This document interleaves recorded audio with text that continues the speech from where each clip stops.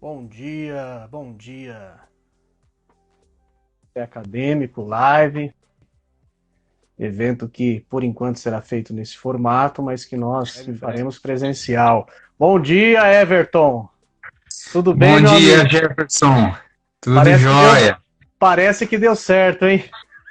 Deu certo sim. Que bacana, rapaz. Já vamos dando as boas-vindas aí para os nossos queridos e queridas amigos aí que estão nos acompanhando, seus seguidores, seguidores da editora, né?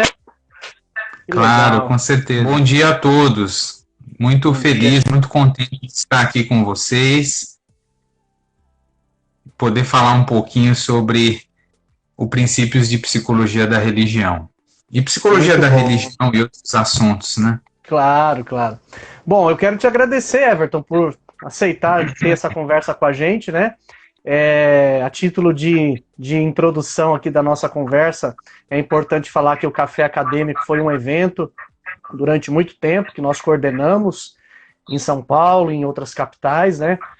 Na maioria das vezes vinculado a alguma editora de publicações científicas, né? E agora a gente vem retomando essa iniciativa por razões óbvias nesse formato, né? À distância, online, mas a gente espera que em breve a gente possa fazer como antigamente, presencialmente, uma vez por mês, em algum lugar estratégico, para que as pessoas tenham fácil acesso. Também gostaria Com de certeza. enfatizar que a nossa conversa hoje tem um motivo especial, né, que é o lançamento do teu livro, Princípios de Psicologia da Religião, né, que já está ali atrás também. Finalmente saiu do forno, prontinho, quentinho, para quem quiser. Esse livro trata das contribuições de Theodore Flonoy e outros pais fundadores da psicologia, em particular daqueles que trataram da religião à luz da psicologia. Você vai falar bastante a respeito disso para a gente, Everton. Mas eu gostaria de Claro. dizer que quem tiver interesse em adquirir o livro pode comprar pelo site da editora, ramalhoedições.com.br, com cartão de crédito, boleto bancário, débito, como preferir. Tem lá o PagSeguro, é bem tranquilo. A gente já tem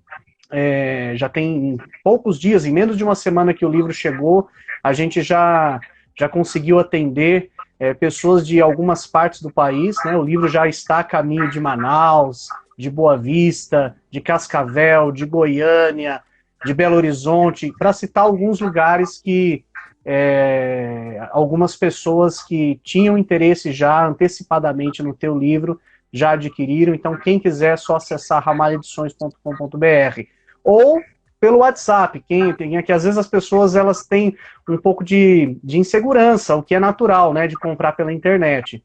E aí pode também adquirir conosco pelo WhatsApp, né? Só que aí seria pelo depósito ou pela transferência em conta bancária, que é o número que está aí disponível no site, nas nossas redes, que é 11 99313 6343. Mas vamos para a nossa conversa aqui, vamos falar do livro e vamos falar, antes de mais nada, do autor, né? O Everton, quando tivemos a primeira conversa, ele foi apresentado pelo professor Frank Uzarski, lá na Ciência da Religião da PUC, Programa de Estudos Pós-Graduados em Ciência da Religião, onde eu tive a satisfação de fazer o meu mestrado e agora me reaproximei para fazer o pós-doutorado. Estou fazendo pós-doutorado lá sob supervisão do professor Fernando Londonho. Então eu me sinto em casa, né? E aí um dos dias que eu estava lá, nessa reaproximação, o Frank me apresentou ao Everton e desde então a nossa conversa sempre tem sido muito boa e já surgiu a ideia de nós lançarmos a sua obra, o seu livro, que é resultante de pesquisas de alguns anos, né, do mestrado, do doutorado, dos estudos que você já desenvolveu depois do doutorado, como professor, como docente. Então, o que eu queria, Everton, nesse primeiro momento? Eu gostaria muito que você falasse para a gente a respeito da sua trajetória, né? A sua experiência como acadêmico, como estudioso, como tudo começou, o interesse pela psicologia e, em particular, pela religião como objeto de pesquisa. Fala para a gente um pouquinho. Bom, primeiramente eu gostaria de agradecer muito esse convite, Jefferson. É realmente uma alegria estar aqui podendo falar um pouco sobre o meu trabalho e sobre essa obra que a Ramalho Edições Acadêmicas lançou recentemente. Bom, minha formação é como psicólogo, né? Eu sou formado em psicologia e sempre me dediquei tanto à psicologia como profissão, psicologia clínica, quanto à pesquisa, né? E no campo da pesquisa, o meu objeto de estudo sempre foi a religiosidade, né? Então, várias das minhas pesquisas, isso desde o período do mestrado, passando pelo doutorado, pelo pós-doc, envolveram sempre a temática religiosa do ponto de vista da psicologia da religião e de áreas afins. Bom, a minha formação, ela passa pela Universidade de Guarulhos, onde eu me formei, passa pela Universidade de São Paulo, onde fiz meu mestrado, meu doutorado e o meu pós-doutorado, pelas universidades de Coventry e Oxford, onde fiz estágios de pós-doutorado, e pelas experiências trabalhando com vários pesquisadores no Brasil e em outros lugares do mundo. Eu, como objeto de estudo dentro da religiosidade, já pesquisei várias temáticas, né? Me interessa particularmente a relação entre religiosidade, espiritualidade e saúde, né? Saúde mental. Me interessa estudar os fenômenos de transe, realizei muitas pesquisas dentro de contextos mediúnicos, religiões chamadas mediúnicas, como espiritismo, umbanda, tentando entender um pouco sobre como essas práticas promovem certas experiências religiosas, espirituais, e como isso está associado a processos psicológicos, neurofisiológicos, psicossociais. E tenho me dedicado a uma série de outros temas, alguns trabalhos sobre a psicologia do ateísmo, que é uma área nova que vem ainda crescendo, né, o estudo sobre não só sobre a religiosidade, mas sobre o seu avesso, né, sobre a irreligiosidade ou a não religiosidade, o fenômeno crescente do sem religião, isso é uma temática que me interessa. Há, nos últimos tempos, um interesse grande, né, dentro da psicologia pela temática da espiritualidade, porque a gente percebe que hoje em dia, cada vez mais as pessoas têm uma relação com o que quer que elas definam como sagrado, como transcendente, como divino, há muitos nomes, né? Mas não necessariamente são membros de uma doutrina religiosa, não necessariamente se veem como afiliados a uma religião, podem até frequentar, às vezes frequentam até mais de um lugar ao mesmo tempo, mas a sua autoidentificação transcende a ligação com uma doutrina em particular. Então preferem falar em espiritualidade. Alguns até chegam a falar numa espiritualidade secular, né? Quando, por exemplo, não acreditam em Deus ou quando não têm uma concepção religiosa particular. Então, esse fenômeno da espiritualidade também é algo que tem crescido muito as pesquisas nos últimos tempos a respeito disso, e é uma área que também me interessa bastante. Eu, quando fiz teologia, já há uns quase 20 anos, uma das disciplinas que nós tivemos no curso foi psicologia da religião. E havia ali uma tentativa, por se tratar de uma graduação em teologia, de se enfatizar uma certa aproximação entre as duas áreas, né? E é exatamente isso. E já hoje você trabalha dentro do cenário, do contexto da ciência da religião, que nós sabemos que é diferente de teologia, embora tenha lá algumas aproximações dependendo da corrente que você adota, com a qual você se identifica, epistemologicamente falando, né? Então eu queria saber de ti se há mais aproximação ou mais distanciamento da psicologia da religião com a teologia, independentemente aqui de ser uma teologia mais aberta, mais fechada, mais conservadora, mais crítica. E assim, se a psicologia da religião ela passou por etapas, porque é importante estudar a história da psicologia da religião, né? Ela, assim como a gente estuda a história da psicologia da educação, ela passou por etapas teóricas, né? E essa relação também com a teologia. Eu gostaria de te ouvir um pouco sobre isso, Everton. Maravilha. Na verdade, para a gente falar um pouco sobre tudo isso, a gente tem que entender primeiro o que é, afinal, a psicologia da religião, né? Sim. Como é que eu definiria a psicologia da religião? Há muitas definições, algumas já trazidas por autores consagrados na área, enfim. Mas eu definiria, de um modo simples, a psicologia da religião como o estudo do comportamento, das crenças e experiências religiosas de um ponto de vista psicológico, quer dizer, usando das ferramentas teóricas e metodológicas da psicologia. No início da história desse campo, isso lá no final do século XIX, começo do século XX, havia uma ênfase no indivíduo. O indivíduo era a unidade de análise, vamos dizer assim, né?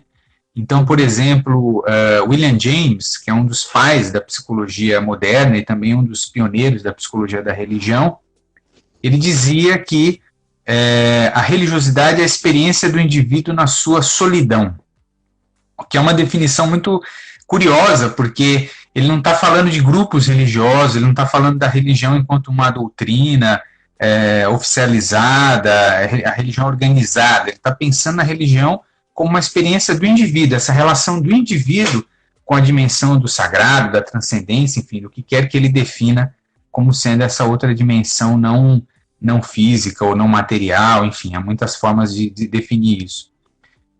Então havia uma ênfase, naquele primeiro momento, no indivíduo.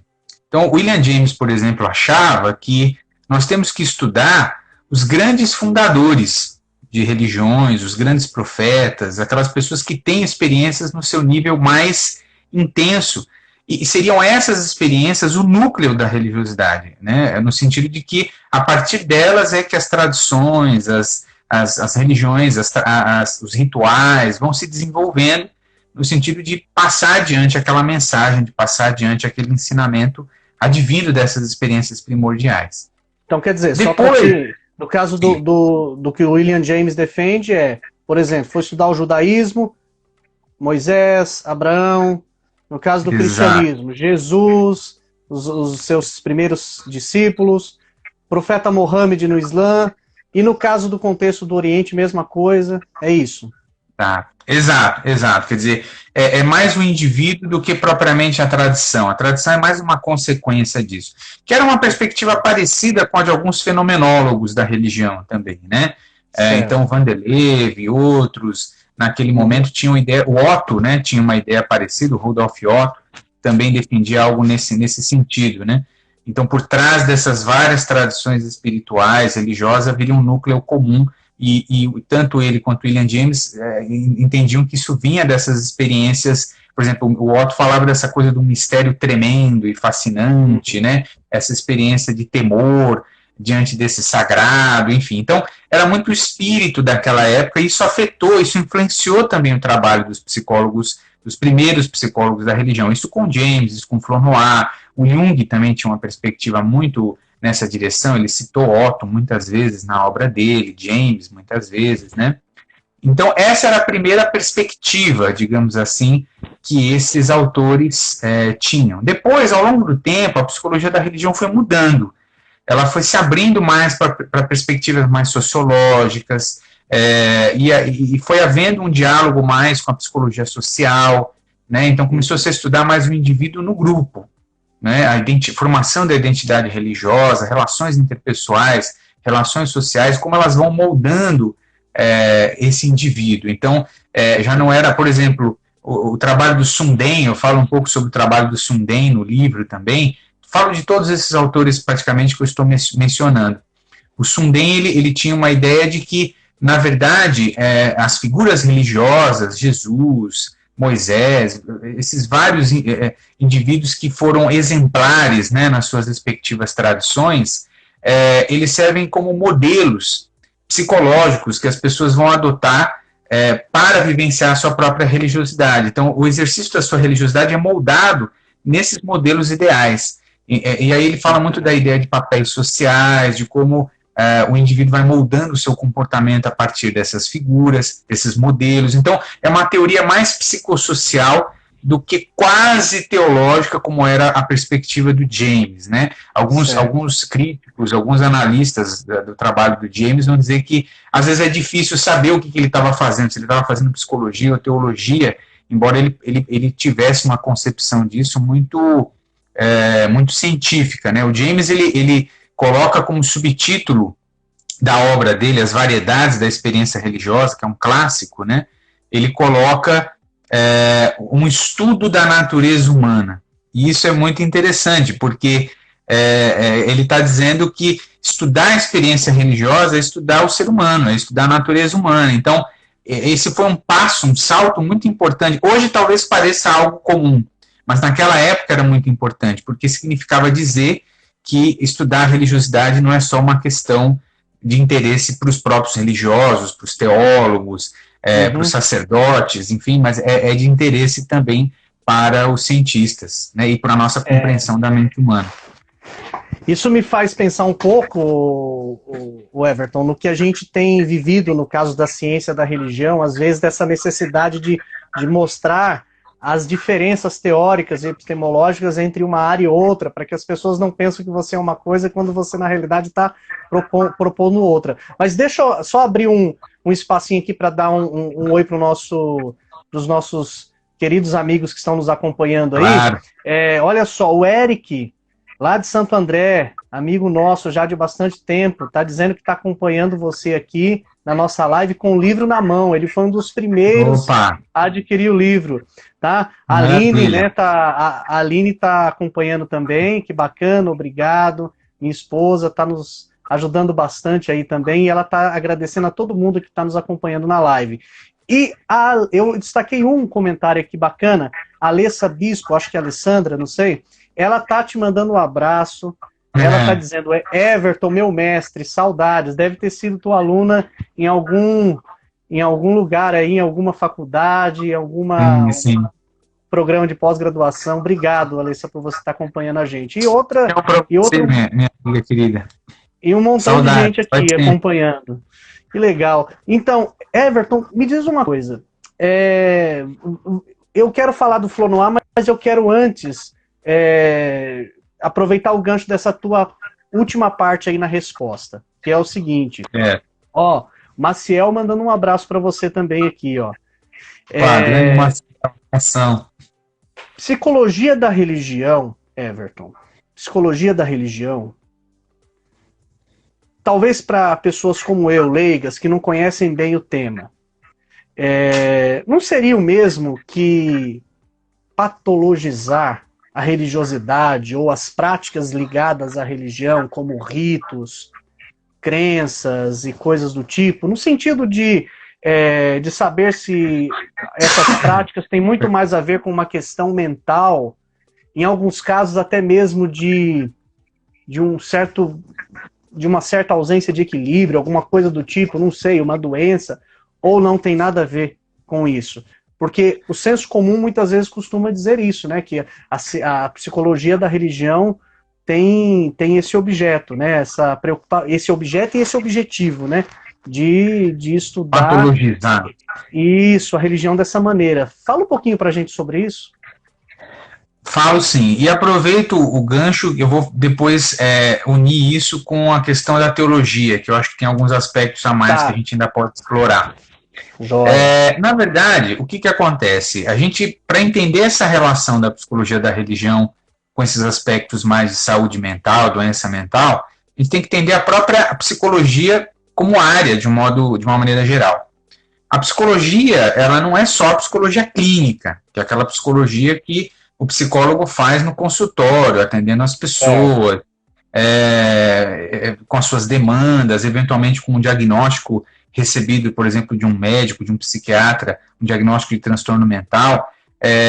A psicologia é muito mais do que isso, ela é muito mais do que a psicopatologia, que é a área que estuda as doenças mentais. A psicologia, ela pode ser a psicologia jurídica, ela pode ser a psicologia criminal, ela pode ser a psicologia do esporte, ela pode ser a psicologia do desenvolvimento. Há muitas sub-áreas, né, subdisciplinas dentro da psicologia. A psicologia é um mundo que as pessoas muitas vezes restringem ao contexto clínico, ao consultório, porque virou uma coisa meio romanceada, aquela visão lá do divã, né, que vem da psicanálise. Isso nasceu com Freud, isso nasceu com toda uma tradição, mas a psicologia é mais do que isso. E a psicologia da religião também, quer dizer, Então, lógico, esse aspecto psicopatológico vai ser avaliado, com certeza. Então, quando uma pessoa, por exemplo, tem uma experiência mística, uma experiência espiritual, religiosa, alguém diz, por exemplo, que vê Deus ou conversa com um ser espiritual, coisa assim, isso pode ser um objeto de estudo no sentido de que em que medida essa experiência ela está ajustada, ela é saudável, ela é adaptativa, em que medida ela pode ser delirante, por exemplo. Então, esse tipo de questionamento ele é feito.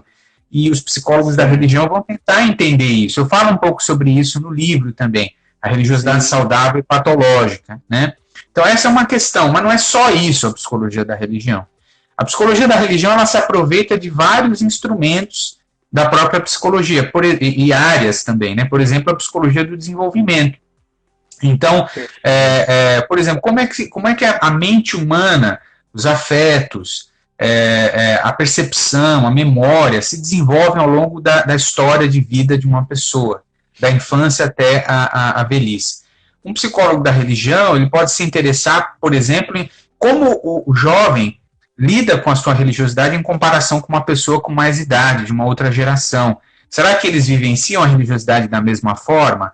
E que processos vão interferir nisso, né? A gente sabe que a religiosidade ela tem um impacto muito grande no comportamento, hábitos das pessoas, né? Então ela pode influenciar, por exemplo, se uma pessoa vai usar bebida alcoólica, ou como essa pessoa vai se alimentar, ou como essa pessoa vai viver de um modo geral, os valores, as práticas religiosas transmitem esses princípios. E isso vai ser assimilado de forma diferente na adolescência, durante a vida adulta, durante a velhice. Então, isso pode ser um objeto de estudo que não tem nada a ver com doença mental, não tem nada a ver necessariamente só com o aspecto clínico.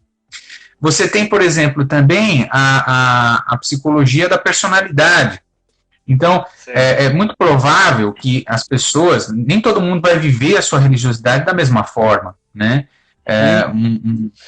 Um indivíduo talvez ele vivencie a religiosidade mais de forma extrovertida, na coletividade, na sua comunidade, na relação com os outros, durante aquela prática, e outra pessoa prefere vivenciar isso mais sozinha, na sua casa, no seu canto, rezando, né, uma relação mais intimista. Então, as pessoas têm formas diferentes de vivenciar isso, de lidar com isso, e a psicologia da personalidade pode ajudar a entender como isso acontece. De novo, isso não tem necessariamente uma implicação psicopatológica. Os psicólogos evolucionistas também estudam como a mente se desenvolveu ao longo da história humana, né? Então, falam de evolução cultural e como a religião, qual o papel que a religião desempenhou nesse processo de evolução cultural. E isso é importante para a gente entender a própria formação da mente humana, né? As religiões, elas estão imbricadas com uma série de outros fenômenos sociais, psicológicos. Então, entender as religiões, que são coisas tão pervasivas, né, na história da humanidade, em diferentes culturas, pode nos ajudar a entender melhor o próprio ser humano, como dizia lá William James. Então, essas outras várias perspectivas, elas não são só clínicas, né? E fazendo o gancho com aquela questão que você havia trazido, né, inicialmente da teologia, é importante dizer que a psicologia é um campo da ciência, né? É uma disciplina científica. Então, o que ela vai produzir não é a mesma coisa que a teologia vai falar, o que a teologia vai produzir, né? Então, por exemplo, o Flournoy, eu falo isso bastante no livro, ele vai falar da exclusão metodológica da transcendência, né?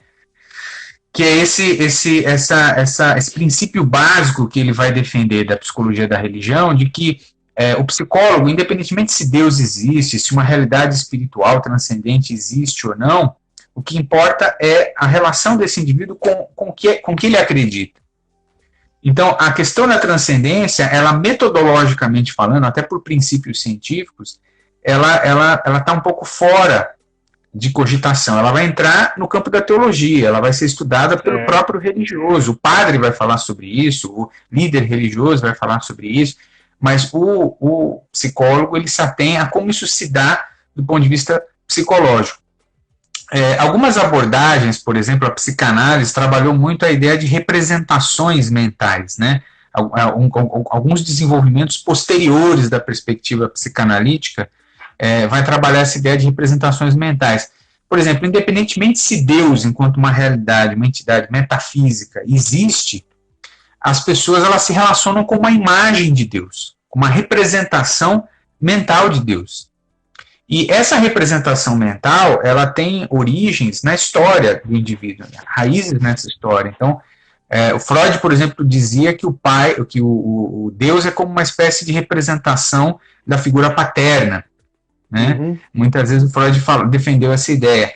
Alguns teóricos da psicologia da religião vão falar em processos de apego, né? A teoria do apego, de como, por exemplo, as relações que eu tive com os meus pais na infância vão moldar a minha imagem de Deus, a minha representação de Deus. Então, se eu tive uma relação, por exemplo, com essas figuras parentais ou cuidadoras, não precisa ser necessariamente o pai ou a mãe biológicos, se eu tive uma relação com esses indivíduos, esses outros significativos, que foi de uma presença saudável, que construiu um cuidado, mas ao mesmo tempo me deixou livre, autônomo para seguir o meu caminho, me desenvolver como pessoa, a minha própria relação com Deus, a minha imagem que eu vou construir de Deus vai ser mais positiva.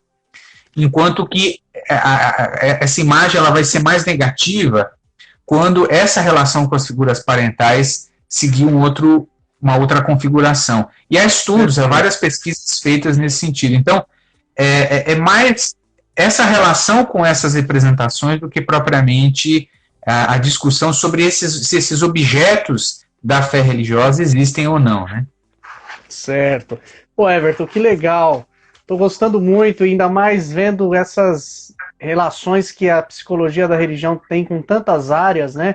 Não apenas com a teologia e com aquelas que são supostamente mais próximas da ciência da religião, mas eu vejo aí na sua fala uma aproximação muito grande da psicologia da religião com a história, que é a minha área, né, nessa questão de olhar para a memória como uma categoria que pode ser observada das mais diferentes formas e a partir das mais diversas perspectivas teóricas, a antropologia, enfim. Mas deixa eu aproveitar aqui para a gente falar de um pessoal bacana. Olha só, o Bruno Albuquerque, do Rio de Janeiro, ele diz que te conhece de um congresso lá na Polônia. E depois que vocês apresentaram juntos num GT de Psicologia da Religião lá em Lisboa, um trabalho. Então, um abração aí pro Bruno. Obrigado, Bruno, por estar acompanhando a gente. Abraço, Bruno. Muito obrigado aí pela sua participação. E diz que vai citar o teu livro na tese dele. Por favor, hein, Bruno? Não esquece, hein? E tem o Sérgio Pinheiro tá te mandando um abraço, parabenizando pelo trabalho, pela publicação, pela humildade enquanto pessoa, enquanto estudioso. Obrigado, Sérgio, por acompanhar a gente. Muito obrigado, Sérgio. Um abração para você. E olha só, vou destacar mais uma fala aqui bacana, que vem acompanhada de uma pergunta, tá? Lu Fernando Lopes, de Recife, tá? Se eu errar alguma coisa no nome, alguma coisa, gente, vocês me desculpem, mas vamos lá. Ele está perguntando o seguinte, ele ou ela, não sei, acho que é ele. Pela foto é ele, Lu Fernando Lopes. A psicologia da religião e a psicologia anomalística se entrelaçam? Interessante aí, essa pergunta. Eu falo um pouco sobre isso no livro. Eu falo também um pouco sobre isso. Bom, o que é psicologia anomalística? Aí é que entra... Isso que eu ia te falar. Primeiro fala o que é psicologia anomalística pra gente, para depois falar se tem esse entrelaçamento ou não. Exato. São áreas muito interligadas, muito entrelaçadas, até do ponto de vista histórico, né? E eu falo um pouco sobre isso no livro. A psicologia anomalística ela é herdeira daquilo que popularmente a gente conhece como parapsicologia, né? Que é esse campo que estuda se de fato certas alegações que as pessoas fazem de fenômenos paranormais, por exemplo, são verídicas, né? Então, será que quando uma pessoa fala que ela pode prever acontecimentos futuros, ou quando ela diz que ela pode ter acesso aos pensamentos, sentimentos de outras pessoas telepaticamente, né? Será que essas experiências existem de fato? Há alguma base científica para se sustentar isso? Então, a parapsicologia, que no Brasil ficou muito famosa com o Quevedo, né? mas você tem, na verdade, um campo científico, pesquisadores, cientistas que estudam esses temas nos Estados Unidos, no Reino Unido. Você tem pessoas interessadas em investigar essas questões. E que são abertos, mas ao mesmo tempo também são muito críticos às pesquisas e à metodologia, são muito rigorosos a isso. A psicologia anomalística é como uma variação, vamos dizer assim, mas que é muito mais, analisa muito mais essas experiências de um ponto de vista psicológico. Então, como certas variáveis psicológicas, por exemplo, aspectos de como a nossa cognição funciona, a nossa memória funciona, a nossa percepção funciona, ajudariam a explicar essas experiências. É interessante observar que, no início da psicologia da religião, o que era a psicologia da religião e o que era o estudo dessas alegações extraordinárias não era uma coisa muito clara, essa distinção não era muito clara. O Flournoy, por exemplo, de quem eu já vou, também precisamos falar um pouco mais daqui a pouco sobre o Flournoy, né? Falar quem foi, enfim. Ele estudava muito esses fenômenos. A gente tem que lembrar que naquela época, final do século XIX, começo do século XX, havia um boom das práticas espiritualistas, né? Um interesse muito grande no espiritualismo. O espiritualismo moderno estava ali emergindo, né, do ponto de vista histórico. Então, o interesse pela mediunidade, pelas alegações espíritas, pelos fenômenos espíritas, e vários pesquisadores, cientistas da época se dedicaram a estudar se de fato haveria algo mais nessas afirmações. Foi criada uma sociedade, né, em 1882, que era a Sociedade de Pesquisas Psíquicas em Londres, da qual William James fez parte, né, da qual outros grandes intelectuais fizeram parte, e inclusive o Jung foi membro dessa sociedade, o Freud chegou a receber correspondências deles. Freud tem muita gente não sabe que o Freud escreveu alguns textos sobre sonhos e telepatia, sobre psicanálise e telepatia. Isso está lá nas obras completas do Freud. É uma coisa que às vezes alguns psicanalistas não gostam muito de trazer, mas isso isso é parte ali daquela história, daquele momento também. Embora o Freud também fosse muito crítico a tudo isso. Então, eram várias as perspectivas, alguns mais abertos, alguns mais críticos, mas que estudavam esses temas. E viam o entrelaçamento desses fenômenos, dessas experiências, com alegações que místicos e religiosos faziam, né? Então, eram áreas que se entrelaçavam. Flournoy, por exemplo, fez um estudo famoso, que foi um livro chamado Das Índias ao Planeta Marte, que era uma pesquisa que ele fez com uma médium, a Ellen Smith, usava esse pseudônimo, né, Ellen Smith, para preservar a identidade dela. Foi uma médium espiritualista, ele acompanhou por vários anos as sessões que ela promovia, e todas as experiências que ela relatava, e fez um estudo psicológico que na época também não se sabe muito dessa história, uma história meio oculta, né, da psicologia, mas na época ele foi lançado em 1900, no mesmo ano em que foi lançada a Interpretação dos Sonhos do Freud, que é uma obra clássica da psicanálise. E o livro do Flournoy vendeu mais que o livro do Freud, né? Então, deixa eu aproveitar. Demorou a decolar, mas o livro do Flournoy teve um grande impacto. E era um dos primeiros livros que buscou uma aplicação do conhecimento da psicologia daquela época, do que se tinha de informação naquela época sobre a mente humana, sobre a subjetividade, para entender aquelas experiências que a Ellen Smith relatava. Então é um clássico da psicologia, mas desconhecido no Brasil. Certo. Foi o Luiz Fernando, viu, Everton? Luiz Fernando Lopes, de Recife, está aí respondido. Conheço, Luiz. Então, vamos aproveitar e falar do Flournoy, porque uma das grandes metas nossas aqui no Café Acadêmico não é só promover os livros da editora, mas a boa leitura e apresentar novos autores, novas perspectivas teóricas, novas obras, ou mesmo aquelas que não são tão novas, mas não são tão conhecidas. E eu acho, se eu tiver errado, você me corrija, Everton, eu acho que o Theodore Flournoy, é um autor pouco conhecido. Esse ano é o centenário da sua morte, né? Ele morreu em 1920, E nós estamos lançando essa obra bacana dele, né, porque a sua obra vem acompanhada de um artigo do Flonoy que você traduziu, né, Princípios de Psicologia da Religião. Então, assim, é a tua obra, mas acompanhada desse artigo do Flonoy. Então, quem foi o Flonoy, o Everton? Quem foi o Theodore Flonoy? E qual a grande contribuição dele para os estudos da religião, tanto no que diz respeito aos objetos de pesquisa dele, né, como enquanto um referencial teórico para o estudo de outras questões religiosas nos dias de hoje, para quem está inserido nesse mundo da pesquisa, da psicologia da religião e da ciência da religião de maneira geral, né? Exato.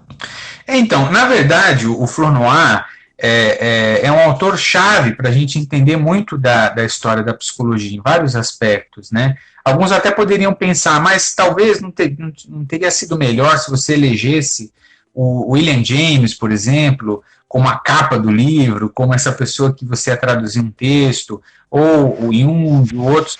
Mas o Flonoy, ele é um autor fundamental para a gente entender a história da psicologia da religião, porque ele escreveu um livro que, aliás, na verdade, um artigo que se tornou importante. Depois foi publicado também por uma editora, na época, em formato de um livro. Mas o Flonoy ele escreveu esse artigo, né, que foi publicado num jornal da época, o Archivé de Psicologie, que era um periódico importante da área naquele momento, em que ele vai falar sobre os princípios da psicologia da religião. Então, aqueles princípios que ele traz sobre a história, sobre o campo, né, sobre a tentativa dele de sistematizar esse conhecimento disponível na época na psicologia da religião, foi fundamental. Esse texto ele foi discutido depois e citado muitas outras vezes ao longo da história da psicologia da religião. E o Flonoy, ele foi um dos fundadores da psicologia na Suíça, né? Ele foi um dos que ajudou a divulgar a própria psicanálise na Suíça. Ele foi um amigo do Jung, né? Ele foi alguém muito próximo do Jung, inclusive quando o Jung rompeu com Freud, né? Quando houve aquele rompimento, o Jung, depois de algum tempo trabalhando junto com Freud no movimento psicanalítico, rompe com Freud e vai seguir a sua própria perspectiva. Flonoy foi um dos que apoiou ele nesse processo. Jung vai dizer que foi uma referência importante no trabalho dele. Inclusive, quem lê Jung sabe que muitas vezes o Jung citou o Flonoy na sua obra.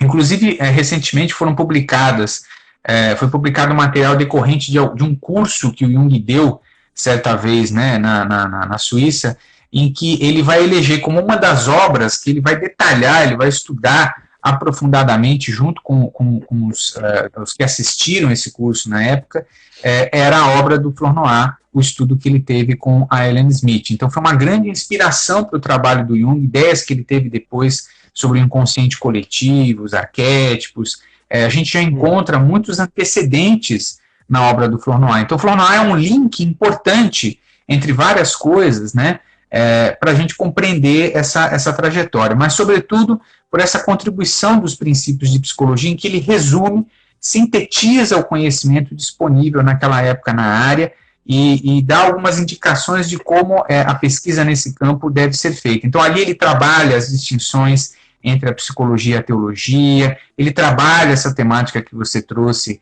da psicologia da religião e a psicopatologia, né, as questões mais diagnósticas, as questões mais ligadas ao estudo das doenças mentais. Ele trabalha aspectos mais metodológicos, em como conduzir as pesquisas, o olhar que se deve ter a esses fenômenos.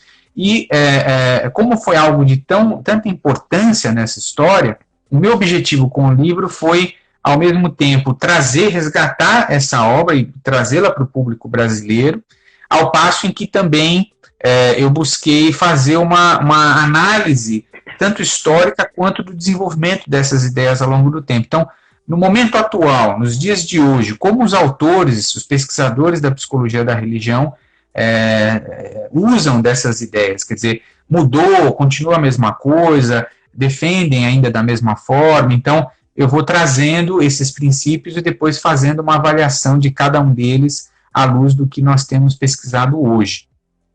Bacana. Isso foi traduzido, né? É importante lembrar que foi uma tradução do francês. Esse livro, esse texto do Flournoy foi traduzido do francês e está disponível aí pela obra, então, que nós temos. Então, são duas partes, né, o livro. Tem uma primeira parte em que eu falo dessa história, a psicologia da religião ontem e hoje, e depois um segundo momento em que há essa tradução do texto do Flournoy disponível aí de forma inédita para o público brasileiro. E também de Portugal e outros países falantes aí da língua portuguesa, né, Jefferson? São mais de 200 páginas, contando com a tradução do artigo do Flournoy. O teu livro tem mais de 200 páginas, uma ampla bibliografia que, para quem está trabalhando no âmbito da ciência da religião com psicologia da religião, não só na PUC São Paulo, mas em qualquer outro programa de estudos pós-graduados em ciência da religião, tem aqui um arsenal, né, Everton? Porque você dialoga com o que há de mais atual, de mais recente na área da ciência da religião, em particular da psicologia da religião, para poder desenvolver essa introdução a respeito de Flournoy, dos outros pais fundadores, da psicologia da religião de uma maneira geral. E aí depois você nos presenteia com esse belíssimo artigo do Flournoy, a sua tradução, e que é fora de série, é um autor que precisa ser conhecido. Vamos aproveitar aqui para mandar um abraço para os nossos queridos amigos, e tem mais perguntas também, viu, Everton? Mas olha só, Ana Morini, bom dia, obrigado. Glauber Vaz está te parabenizando pela coragem em abordar um tema tão importante, né? E assim, durante a tua fala, Everton, eu tô pensando o seguinte, aí já é uma pergunta que nós não tínhamos, vamos dizer assim, preparado, né, para nossa pauta, para nossa conversa, por mais informal que ela pareça, a gente preparou um roteirinho, né? Uma pautazinha, né? Para apresentar uma coisa bacana, né, para quem se interessou em nos acompanhar. Mas deixa eu fazer uma pergunta um pouquinho mais provocativa, assim, em relação ao contexto religioso brasileiro. É possível usar Theodore Flournoy como referencial teórico para estudar, por exemplo, esses fenômenos que acontecem, por exemplo, no pentecostalismo, né? As questões propriamente relativas a transe, a êxtase e tal. E de que maneira isso poderia, pelo menos, começar a ser explorado? Isso é interessante. Na verdade, eu acho que isso faz parte de uma pergunta maior, que é se a gente consegue usar o que aqueles primeiros autores desenvolveram num contexto muito mais europeu, ou mesmo norte-americano, se a gente consegue aproveitar isso para o contexto brasileiro, né? Essa é uma questão interessante, porque a psicologia da religião, e eu falo um pouco sobre isso também no livro, ela tem se desenvolvido mais nos últimos anos no Brasil, nas últimas décadas. Há algumas pessoas importantes que fizeram um trabalho nesse sentido.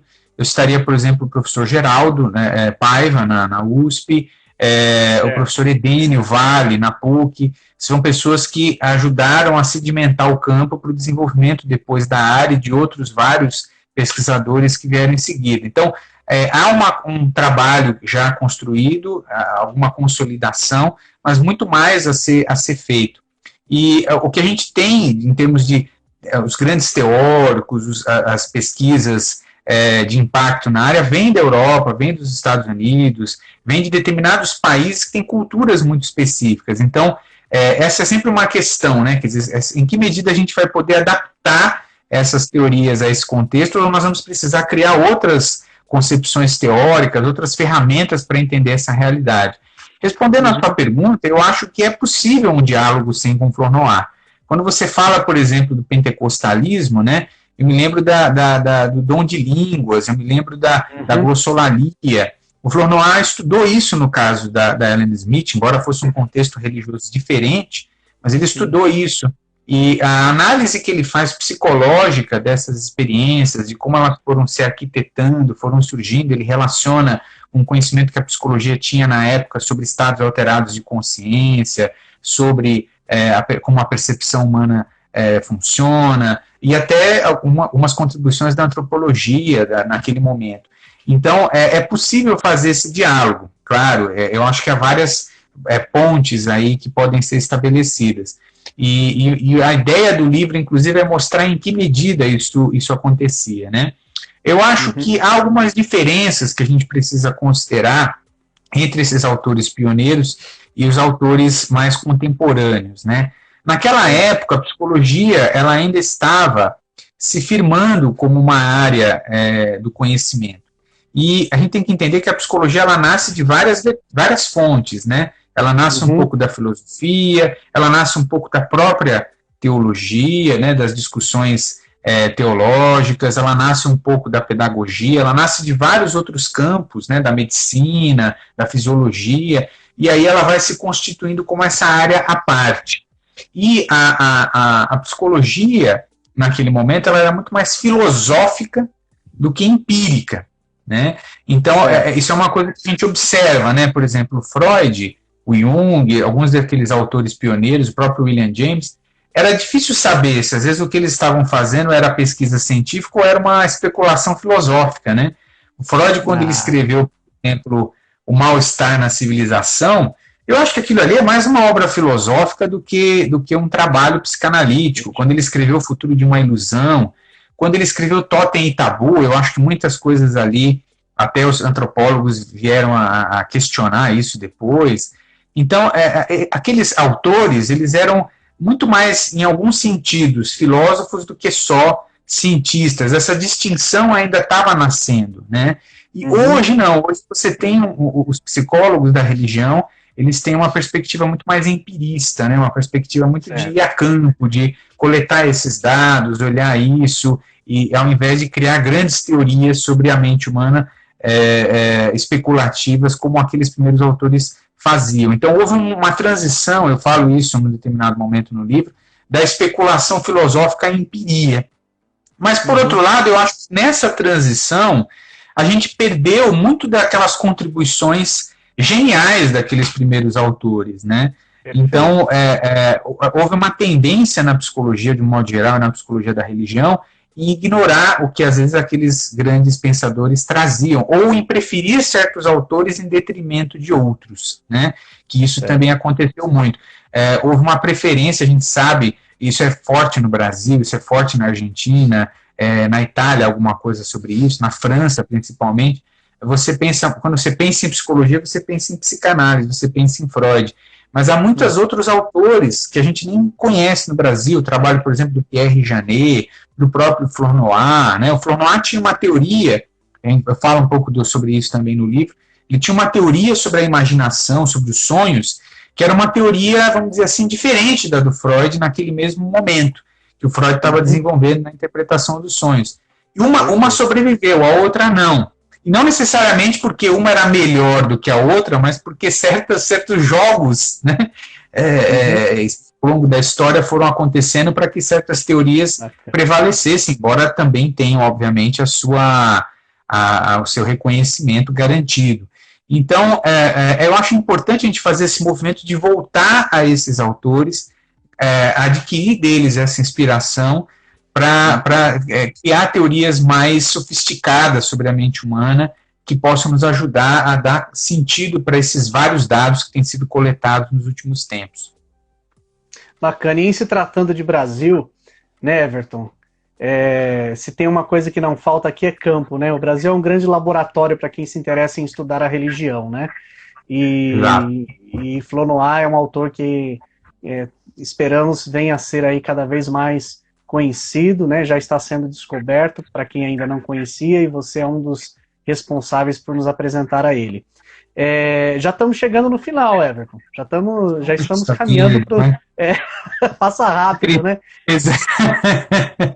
Mas as pessoas podem depois fazer contato conosco, contigo, se quiserem enviar suas perguntas. Olha só, a nossa querida Ana Morini perguntou aqui como que faz para conseguir um livro autografado pelo autor. É muito simples, Ana. Você compra o livro com a editora e depois você, quando passar essa pandemia, você encontra o Everton e pede o autógrafo direto para ele. Você pode comprar o livro lá na ramalhedições.com.br pelo PagSeguro, ou então, se você preferir, é só mandar uma mensagem para a gente no 11 99313 6343 e aí a gente vai te atender, o livro vai chegar rapidinho na tua mão. E aí, quando passar a pandemia, passar toda essa situação que a gente está vivendo, aí com certeza haverá muitas oportunidades de nós encontrarmos o Everton. Aliás, Everton, eu terei prazer em assinar o livro para ela e para quem desejar. Nós gostaríamos de fazer um lançamento presencial, né? Exato. Mas, infelizmente, esse era o nosso plano, né, Everton? Quando nós conversamos lá no mais ou menos em setembro, outubro do ano passado, quando a gente fechou a publicação do livro, a nossa intenção era essa, né? Mas, infelizmente, aconteceu tudo isso, mas a gente vai, em algum momento, voltar a se encontrar aí todo mundo e fazer esse evento presencial, esse encontro, independentemente de quanto tempo tiver passado, a gente vai fazer um café acadêmico presencial para que essas pessoas possam se reunir, a gente possa receber aí o seu autógrafo, a sua dedicatória, porque nada como ter o livro com a dedicatória do autor, né? Everton, muito obrigado. Olha, eu vou pedir para você fechar a tua parte bem rapidinho, porque o nosso tempo está quase estourando, respondendo uma pergunta do Luiz Fernando, que eu achei muito bacana. Eu acho que não seria legal a gente fechar sem passar por essa abordagem aqui que ele propõe, que é o seguinte: entre a vida pessoal e a vida científica, Everton, a academia, né, a vida científica que ele está falando é dos acadêmicos, né, daqueles que estão diretamente inseridos no contexto acadêmico. Existe um certo receio de se revelarem religiosos, os pesquisadores muitas vezes se revelarem como religiosos, talvez por conta de algum possível preconceito que exista na academia em relação a isso. O que você acha disso? Para a gente dar uma resposta aí, ainda que rápida, para o Luiz Fernando e para todo mundo que está acompanhando a gente. Olha, muito importante essa pergunta que o Luiz trouxe, agradeço a pergunta dele. Na verdade, não há problema nenhum, em absoluto, que uma pessoa que trabalha na psicologia da religião seja religiosa. Aliás, é natural, é esperado, né, que pessoas religiosas procurem essa área, até por uma questão realmente de identificação pessoal com o tema, com a área, enfim. Ele há de que o diga, né? É lógico, né? Isso é normal. A gente vê isso na ciência da religião também, né? De uma maneira geral. E não há nenhum problema nisso. Como também não há problema que um psicólogo da religião seja ateu, né? Seja agnóstico, tenha um posicionamento não religioso, né? Aliás, alguns dos autores que fundaram esse campo eram religiosos ou tinham uma inspiração, uma formação religiosa, outros eram ateus e eram mais céticos, então isso não há nenhum problema com isso. E pelo contrário, se a gente analisar a história da psicologia da religião, nós vamos inclusive descobrir como os religiosos tiveram um papel no próprio desenvolvimento do campo, né? Muitos também não sabem, e a divisão da American Psychological Association, né, a Associação Americana de Psicologia, que lida com a psicologia da religião, ela nasceu de um grupo de católicos, né? Então era primeiro um grupo de católicos que se interessavam por psicologia, se reuniam para discutir a psicologia e as relações com o catolicismo. Isso expandiu para um grupo que estudava psicologia e religião de um modo geral, e aí eles se adequaram às normas da APA para se tornar uma das divisões da APA, e que hoje é a divisão da psicologia da religião e da espiritualidade. Então, os religiosos, eles têm um papel na história do campo que não pode ser ignorada. Apesar da gente saber também, por muitas pesquisas, que, em geral, os psicólogos são menos religiosos do que muitos outros colegas de áreas afins, por exemplo, das ciências sociais ou de outros campos, eles tendem a ser mais ateus, né? Eles tendem a ser menos religiosos. Enfim. História. Então, a gente vê... Exato, né? Então a gente vê essa ênfase. Eu acho que existe uma certa influência do olhar desses teóricos, das pesquisas nessas áreas, que talvez desencorajem as pessoas a ver dessa forma, ou até repensar a sua religiosidade, ou a buscar esses campos por conta da sua religiosidade. Mas é também verdade que muitas pesquisas mais recentes, sobretudo no Brasil, têm mostrado que muitos têm interesse nesses temas, gostariam de alguma forma, aplicar isso na sua prática profissional, na sua prática clínica, mas não em outros campos da psicologia, mas não têm as ferramentas para isso, não sabem como fazer, não têm o conhecimento para isso. Eu espero que essa obra, né, que os princípios de psicologia da religião, sirvam um pouco para esse propósito, né, no sentido de fomentar o conhecimento do campo, a discussão sobre esses assuntos, aumentar a informação, o grau de informação que a gente tem sobre a psicologia da religião no Brasil. Perfeito, Everton. Muito obrigado. Foi muito bom falar contigo nessa manhã, nesse café acadêmico, em forma de live. No próximo sábado, nós teremos a continuação. Nós vamos falar com o professor André Chevitarese, da Universidade Federal do Rio de Janeiro, sobre um livro que ele também publicou pela editora, a respeito de representações do cristianismo primitivo, um estudo comparativo, sabe, de textos com documentação material. Então, todo mundo que está aqui nos acompanhando está convidado e convidada a estar com a gente no próximo sábado, às 10 da manhã.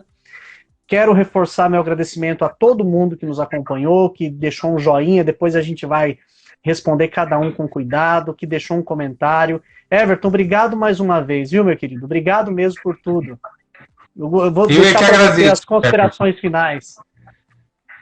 Eu é que agradeço, estou muito contente com a nossa parceria, com a parceria com a Ramalho Edições Acadêmicas, um trabalho muito profissional que eu indico a outros autores, a outros pesquisadores que queiram desenvolver os seus livros, e só posso dizer a todos que leiam e depois façam suas críticas, façam seus comentários. Eu acho que a ideia é essa, né? Um livro que é para o estudante de psicologia, como de outras áreas, na graduação, no mestrado, no doutorado, e também dos pesquisadores que vão se aproveitar das informações da bibliografia compartilhada na obra. Tá bom. Obrigado, Everton. Obrigado a todo mundo que está aí. Um bom sábado, um bom fim de semana. Até sábado que vem, às 10 da manhã.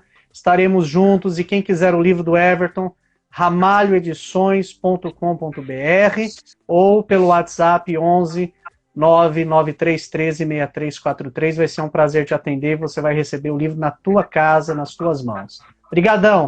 Um abraço, Everton. Obrigado a todo mundo. Valeu. Tudo de bom.